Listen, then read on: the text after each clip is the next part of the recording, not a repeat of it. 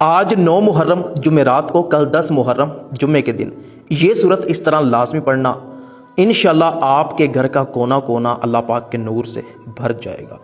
और 9 मुहर्रम जुमेरात के दिन, 10 मुहर्रम जुम्मे के दिन ये 2 रकत नफल का तरीका भी सुन ले।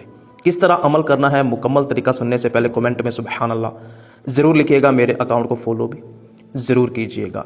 अगर आप शादी, निकाह, रिश्ते, कारोबार के हवाले से इस्तिखारा करवाना चाहते हैं, वजीफ़ा पूछना चाहते हैं, तो मेरे व्हाट्सएप नंबर 0321668094 इस पर रब्ता करें। इंशाल्लाह आपकी रहनुमाई की जाएगी। इसके अलावा हमारा कोई नंबर नहीं है। आपने करना यह है कि आज 9 मुहर्रम जुमेरात के दिन नमाज मगरिब के बाद, कल 10 मुहर्रम जुम्मे के दिन नमाज मगरिब के बाद 2 रकत नफल अदा करने हैं। जब आप 2 रकत नफल अदा करें, पहली रकत में सूरा फातिहा के बाद 11 मरतबा सूरा काफिरून पढ़नी है। दूसरी रकत में सूरा फातिहा के बाद 11 मरतबा सूरा इखलास। जब 2 रकत नफल अदा कर लें तो आप या शहीद अल्लाह पाक का ये एक बबरकत नाम 313 मरतबा पढ़ें।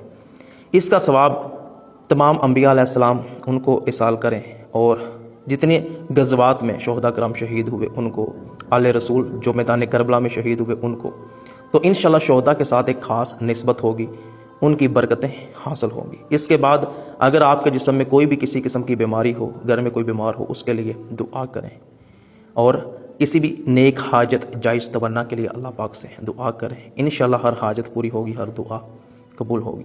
तो 9-10 मुहर्रम को हर मुसलमान ये अमल ज़रूर करे। इस अमल को शेयर भी कीजिएगा।